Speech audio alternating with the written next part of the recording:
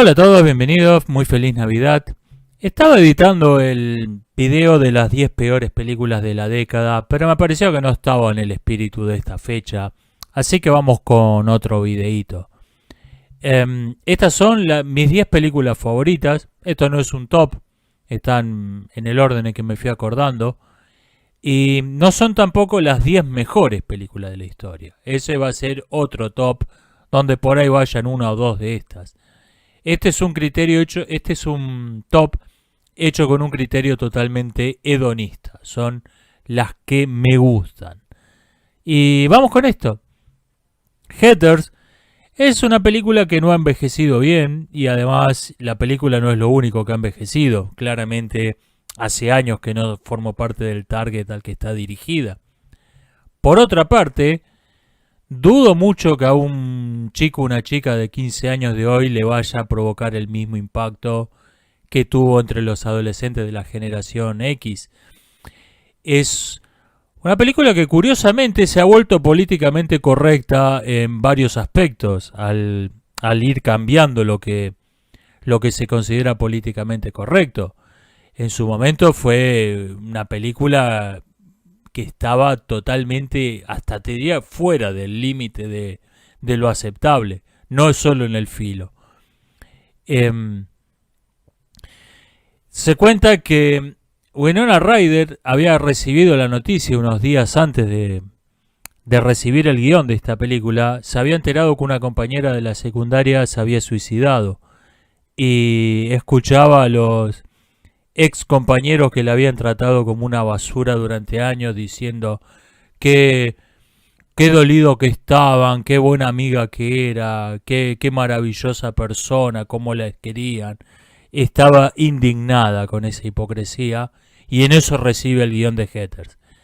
Y se lo muestra a su agente, quien estaba tratando de colocarla en el estereotipo de ingenua sexy, y le estaba yendo bien, estaba recibiendo ofertas cada vez más importantes.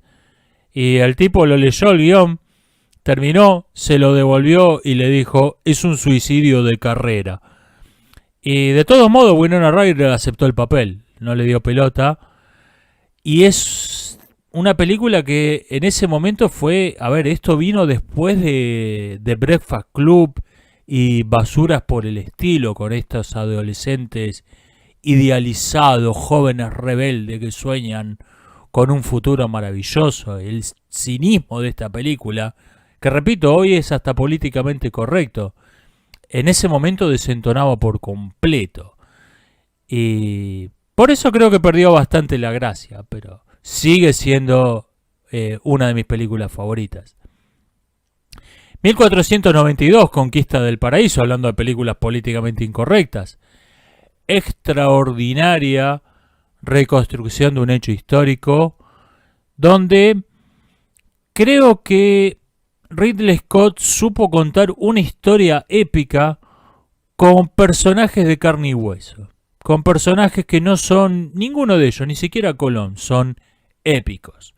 No hay grandes héroes, superhombres, son gente que comete errores, que prueba, que tiene aciertos. Y la película, la historia de la película eclipsa a los hombres, la historia más importante que los personajes. Y es una película, repito, es una película extraordinariamente bien hecha. La Terminal, dirigida por Steven Spielberg, aunque con guión de Andrew Niccol, es la historia basada en una historia real de un hombre que queda atascado en un pozo burocrático en un aeropuerto, sin poder tomar el avión que lo lleve de vuelta a su país y tampoco sin poder abandonar el aeropuerto. La historia es ficticia, aunque esté basada en un hecho real, y por cierto, volvió a ocurrir después de esta película. En los Juegos Olímpicos de 2012 hubo dos adolescentes palestinas que estuvieron viviendo 2 semanas en un aeropuerto de Londres. No fue tan largo el caso precisamente porque Steven Spielberg y Niccol sí le dieron difusión al tema y eso hizo que la burocracia se acelerara un poco. O sea, esta película hasta le ayudó a estas dos chicas que que se vieron en una situación similar años después.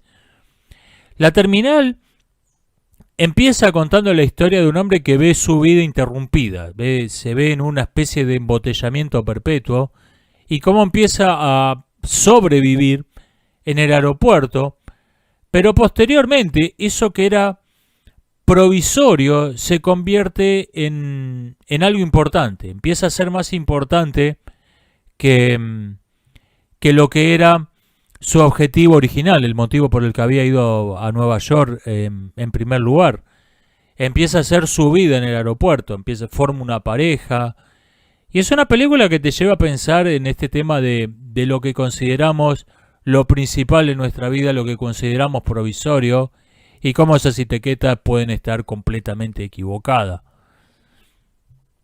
Acerca de cómo festejé el fin del mundo, película rumana de 1991, es una película que está basada en un artículo escrito por uno de estos intelectuales de izquierda que aparecen perorando en los medios, donde le preguntaban a este tipo por qué no estaba todo el mundo contento en Rumania. Y explicaba que, bueno, para alguien que no es de ahí han derrocado un tirano, pero en realidad para la gente que vivió en ese régimen bajo la tiranía de Ceausescu, su derrocamiento había sido el fin del mundo. Se había caído no solo un tirano, sino una forma de vida, un sistema de valores, unas costumbres, unas instituciones. Y el director de esta película básicamente lo que dice, ¿y qué? Ese mundo era una mierda, que se termine. Es una película que es básicamente la video respuesta más elaborada que he visto en mi vida. Los Duelistas, ya he hablado varias veces de esta película, esta sí la incluiría en un top de las mejores.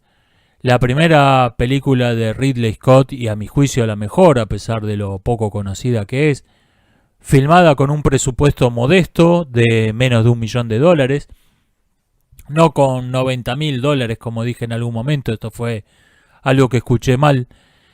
Y es la historia de dos hombres que se baten a duelo numerosas veces a lo largo de sus vidas, como en un mundo absurdo, en esta Europa que va desde el ascenso de Napoleón hasta la Segunda República. Creo que la película termina en el restablecimiento de la monarquía, en ese caos, como este pequeño mundo particular con sus propias reglas que crearon estos dos hombres termina siendo prácticamente lo único que tiene realmente sentido, porque es lo único que pueden controlar, no importa lo absurdo que sea en sí mismo. Y más allá de lo, repito, filosóficamente interesante que es este tópico, es una película con una reconstrucción de época extraordinaria, se cuentan con los dedos de la mano en la historia del cine la que están a la par. Había un historiador que llamaba la atención, un historiador especializado en la historia de Europa del siglo XIX, que decía que no pudo encontrarle un error a esta película, no encontró una cosa que estuviera mal. Y las actuaciones son estupendas, el guión es extraordinario, peliculón, que pasó sin pena ni gloria, pero es una de las mejores películas de Ridley Scott, si no la mejor. Heaven, con guión de Krzysztof Kieslowski, es una película a la que le pienso dedicar un video, así que voy a ser bastante breve acá. Básicamente, no es una historia de fuga de prisión y persecuciones. Eso es lo principal que quiero destacar. Es una película que trata dilemas éticos muy complejos de modo profundo y usa la imagen, la cinematografía para acompañar el guión. Todo tiene un cuidado valor simbólico al mismo tiempo que están contando la escena.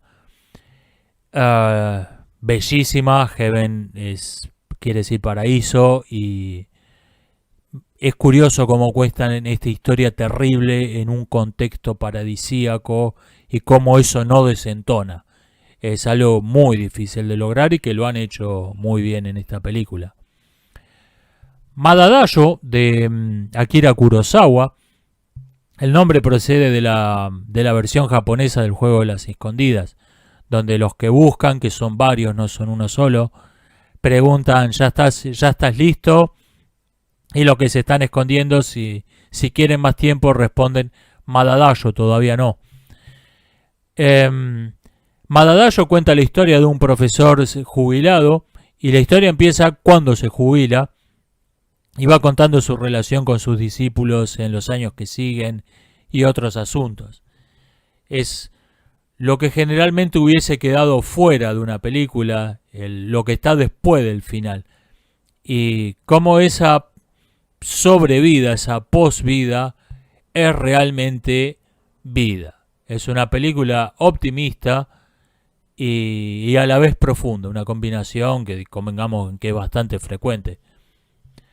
Le Grand Bleu, Azul Profundo, película de... se me ha hecho una laguna, de Luc Besson. Que es curioso porque es una película prácticamente improvisada. Iba a ser una película de ciencia ficción esto. Y yendo para el set de filmación dijeron, no, esto de la ciencia ficción es una tontería, vamos a cambiar todo. O sea, escribieron el guión de la película mientras estaban volando al set de filmación. Y increíblemente le salió bien. Es una película interesante sobre una rivalidad deportiva, amistad, una especie de competencia agonal, dirían los griegos. Una especie de rivalidad sin odio. Película muy interesante, y repito que salió casi por casualidad, sin quitarle mérito, ¿no?, a Besson y otros artistas involucrados. Gattaca, la primera película de Andrew Niccol, a quien ya mencionamos, es una utopía distópica, por llamarlo así. Es una sociedad que en teoría debería ser una utopía, pero es terrible. Hace que las vidas de todas las personas que viven en ella sea miserable. Basada en Un Mundo Feliz, A Brave New World, de Aldous Huxley, aunque no es una adaptación cinematográfica, es algo así como una especie de precuela de Brave New World. Es una película profunda y muy bien hecha realmente. Mención especial, va a ser la única en este video, a Déjame Entrar, la versión original, no la espantosa remake de Hollywood. Extraordinaria película de vampiros. No sabía si incluirla entre las 10 mejores películas o entre mis 10 favoritas, y en alguno de los dos tenía que incluirla seguro, así que la puse en este. Y vamos a la que sí considero mi película favorita, Bleu, de Azul, de Krzysztof Kieslowski, también ya mencionado. La primera película de la trilogía de los colores, azul, blanco, rojo, los colores de la República. Es una película que cuenta la historia de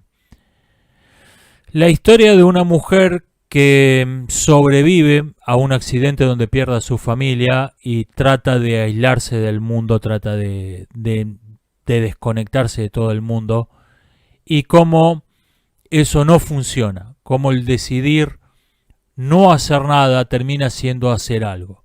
Por ejemplo, en el departamento donde vive juntan firmas para echar a una prostituta que tiene un departamento ahí, y ella se niega a firmar. Y como no fue unánime, no la pueden echar, y viene esta chica a darle las gracias, hacen amigas. O sea, el decidir no hacer algo termina teniendo efectos. Y esto darse cuenta de esto, termina llevándola de vuelta a la vida. Película extraordinaria, probablemente la obra maestra de Krzysztof Kieslowski. Y estas son mis películas favoritas. Nos estamos viendo, hasta la próxima.